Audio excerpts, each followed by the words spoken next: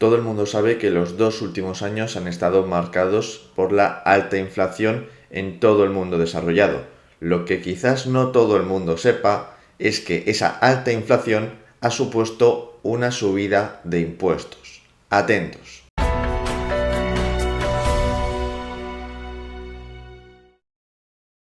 Según los datos de la Reserva Federal de Estados Unidos, la inflación entre enero de 2021 y agosto de 2023 fue en Estados Unidos del 16,6% y según el INE, en España fue de más del 15%.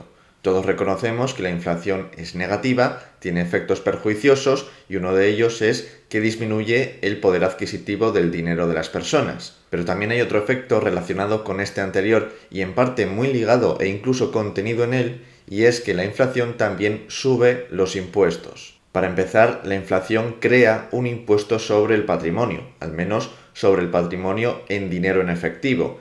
No por nada se le considera el impuesto silencioso, el impuesto sin ley, el impuesto sin regulación. Los romanos, ya en la antigua Roma, decían nullum tributum sine lege. No hay impuesto sin ley, no hay tributo sin ley, sin una regulación que diga cómo debe procesarse ese tributo, dónde están sus límites y qué derechos tiene el individuo frente al Estado que recauda ese tributo. Pues bien, el dinero fiat actual ha encontrado una brecha en esa lógica que le permite implantar un impuesto sobre el patrimonio sin ninguna ley que lo respalde. Y decimos que es un impuesto sobre el dinero en efectivo porque los bienes y servicios que podía comprar una persona con, pongamos, 10.000 euros en la cuenta corriente en enero de 2021 eran bastantes más que los que puede comprar a fin de agosto de 2023 con ese mismo saldo nominal. De hecho, la diferencia, tras el 15% de inflación de España, está en que 10.000 euros de 2021, de enero de 2021, compraban 10.000 euros de bienes y servicios en ese momento.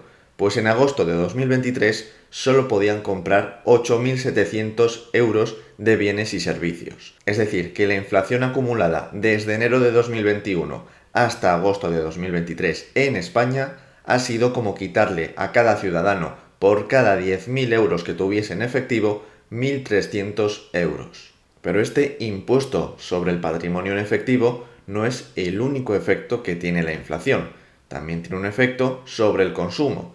Y es que si a una persona su sueldo o su renta en general no le ha subido lo suficiente como para paliar por completo el efecto de la inflación, o sea que tiene el mismo sueldo o un poquito mayor pero inferior a lo que han subido los precios, entonces también estará pagando más IVA que antes. Por lo tanto, también le habrá subido a efectos reales el impuesto sobre el valor añadido.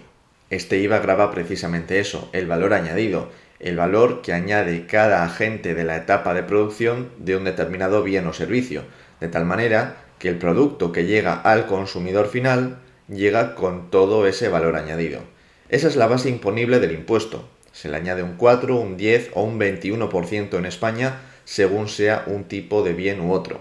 Pero la cuestión es que si el consumidor sigue con la misma renta, no solo tendrá que pagar una base imponible mayor, un valor añadido nominal mayor, sino que además el impuesto, como se calcula sobre esa base imponible que está afectada por la inflación, que ha aumentado de precio, también será, no en términos relativos, porque el tipo impositivo del IVA no ha variado, pero sí en términos absolutos, será mayor. Démonos cuenta aquí que el cliente no disfruta de un valor añadido real mayor, disfruta del mismo producto que estaba comprando antes, solo que a un precio mayor, pero el impuesto que debe pagar por disfrutar de ese valor añadido, como está en términos nominales, el impuesto que debe pagar es mayor que lo que era antes.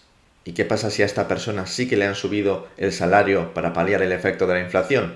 ¿Qué es lo que pasa si en términos reales sí que está consumiendo lo mismo y sí que está pagando el mismo importe de IVA? Pues que entonces le habrán subido los impuestos por la vía del IRPF.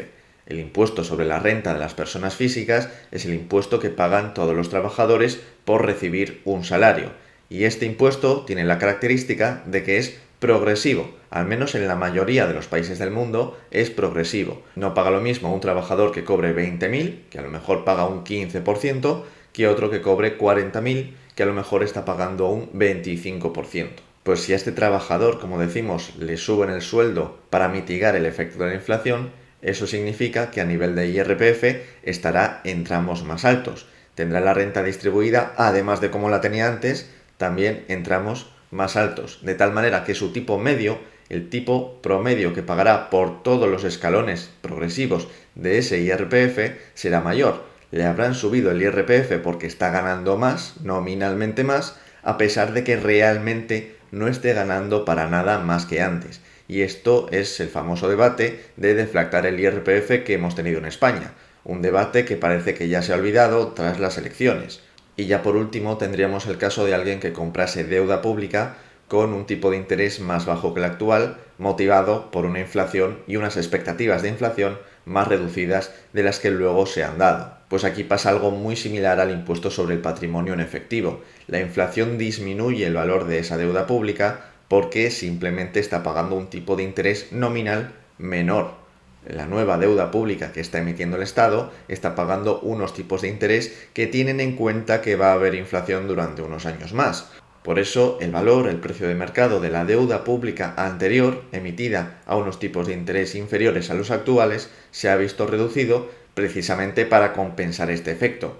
Como tu deuda pública paga unos tipos inferiores a los actuales, los inversores que quieran entrar ahora en esa deuda pública, en ese título que paga poco cupón, tendrán que hacerlo a un precio mucho más bajo para que obtengan una rentabilidad suficiente, una rentabilidad que les convenza de comprar ese título y no un título nuevo que está pagando más. Eso si el inversor vende el título de deuda pública con pérdidas, que puede que no lo haga. ¿Y qué pasa si no lo hace?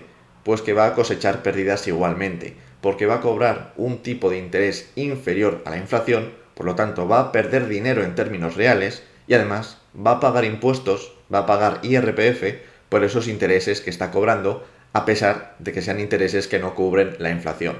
Así que por todo eso la inflación no solo perjudica a cualquier individuo, sino que también aumenta la carga tributaria que soporta.